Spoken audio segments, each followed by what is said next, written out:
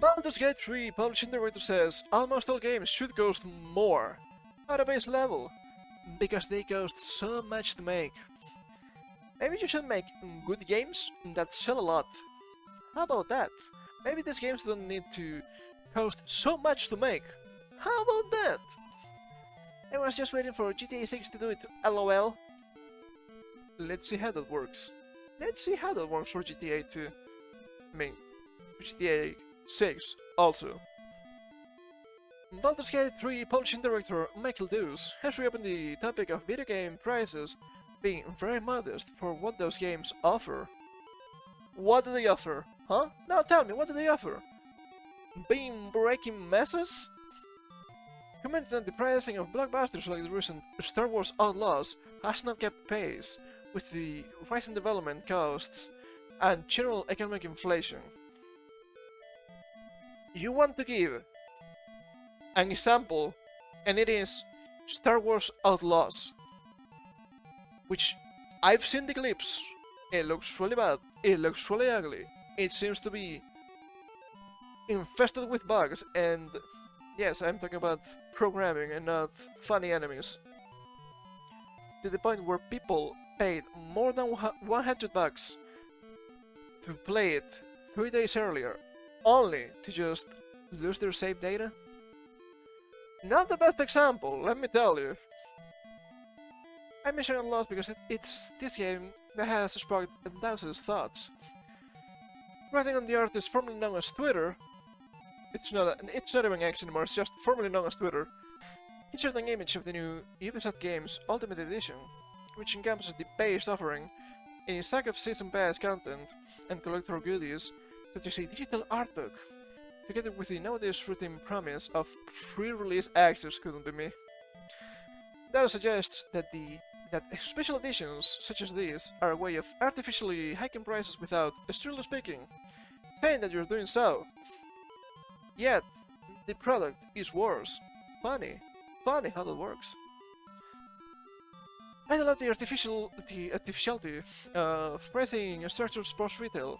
Dow's wrote. Here's the inflated base price. They sell a subscription, and its big counter promises to inflate ultimate editions to make the base price look better. It all seems a bit dangerous and disconnected from the community. Just like you, baby boy. Dow's added, I think a game should be priced accordingly with its quality, breadth, and depth. I agree. I do agree with that. But at the same time, where's the quality, where's the breadth, and where's the depth? Nowhere to be seen. And that publishers should be more upfront and honest about wanting to charge more for games. Sure. People nowadays are really skeptical about buying new games. It's only gonna be worse, mate. It's only gonna be worse. Rather than putting out special editions that muddy the picture, almost all games should cost more at a base level, because the cost of making them, inflation for one, is outpacing price and dance, he wrote. But I don't think we'll get there with DLC promises so much as quality and communication. Everyone's just waiting for GTA 6 to do it, lol. Let's see what happens. Once again, let's see what happens. It seems important to remember here that Larian's own Baldur's Gate 3 also had more expensive special editions encompassing a mix of digital and physical bonuses. Presumably, Dow's regards those editions as above board. I'll let you be the judge. That aside, he's far from the only senior industry figure to argue that the cost of making games like Outlaws is out of whack with pricing. The game doesn't even look good. You want me to pay, what, $100 for that? You would have to pay me $100 to play that. Unironically. The mention of GTA 6 out in 2025 reminds me of Take-Two Interactive CEO Strauss Zelnick's comments from an earnings call last year that industry prices are very, very low versus the number of hours of playing time games offer and player perception of their value. Oh baby, I want to pay more for bad games. Stop it. I remember reading through this article, but still. Zelnick added, however, that this conviction of giving you a lot for a little doesn't necessarily mean that the industry has pricing power, or wants to have pricing power. In other words, Take-Two and other publishers aren't about to impose a broad price jump on their audience, because they know they can't. If they could, they will. Make no mistake about it. I imagine GTA 6 could get away with it. And GTA 6 might, but I'm not quite sure yet. Capcom's president, Haruchiro Tsumoto, has gone further than Zelnick, noting via Kotaku that development's budgets have shot up 100 times. I just don't believe it. Since the heyday of the Famicom in the 90s. Speaking at last year's Tokyo Game Show with regards to the Japanese games industry in particular, Tsujimoto argued that considering the fact that wages are rising in the industry as a whole, I think rising unit prices is a healthy option for business. What are you talking about? People have less buying power day by day. You want to collapse your industry? Sure, go on. Let's see what happens.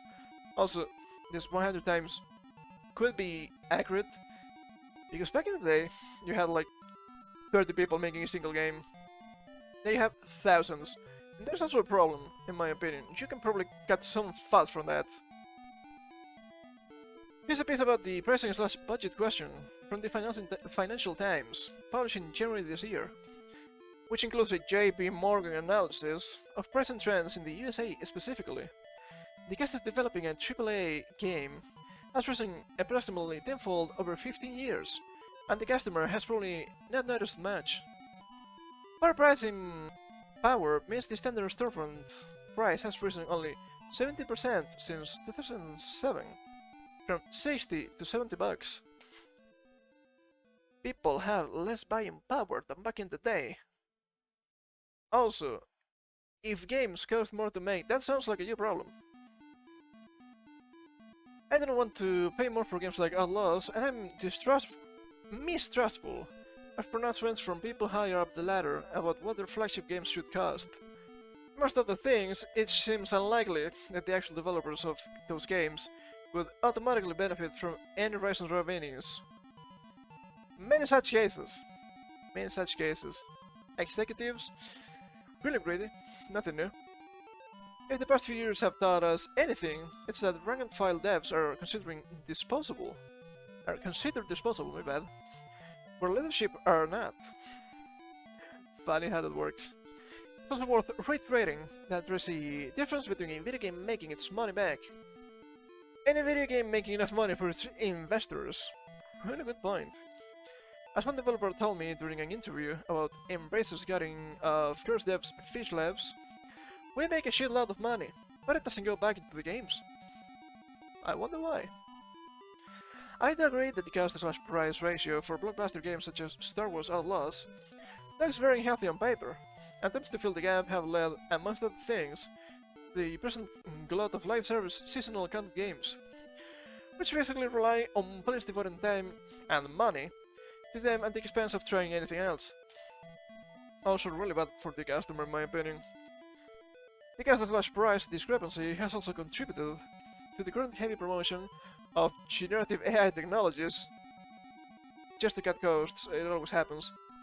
Which publishers often tout as a way of magically shrinking budgets, while talking around the implications for the workforces. It's not gonna work. It's not gonna work. It's not good enough. But I think there are larger, trickier questions at stake involving the culture and perception of AAA games as, basically, exercises in being inevitably unsustainable. Maybe it's time for AAA to die. Maybe they became too massive, that happens. Sometimes, I think games such as Outlaws are sold and bought purely on the strength of the idea that they represent unholy expenditure of resources. Capitalism at its most decadent, doomed and spectacular. Where you can all but feel the game burning a hole in the universe while you play. Yeah, it's pretty bad. It's just the idea. Oh, Star Wars has to sell. No, you have to make a game still. Or the bits for Edge for joining RPS, that is Rock Paper Shotgun. It's the site. which traced the AAA concept to its apparent origins in the 90s. Based on interviews with various industry executives, red flags all around. The nearest that piece came to working original definition was that AAA games are games with budgets so huge they cannot possibly fail. Oh, how the turns have tabled, my guy, so bad. Which is not a formulation that has aged well. Yeah, pretty much. AAA games lately have been struggling a lot. I wonder why. I don't think there's anything in this world, actually, that is too big to fail. Everything can fail. It might take time, but everything can fail. While the biggest of the big leaguers toy with the prospect of price increases, some publishers continue to experiment with various incarnations of mid-tier blockbuster, which offer the impression of AAA LRGs and a center budget. As a tagline, for example, on why shorter standalones like the recently announced Dying Light the Beast are the future of games. And to be fair, AA and indies have been flourishing. I've been flourishing a lot lately, and that is really good. We have seen Soul Edge 2. Sounds good.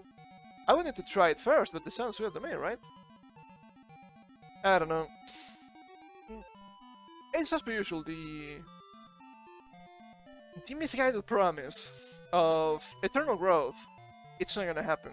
I don't know how to tell you this. It's not gonna happen.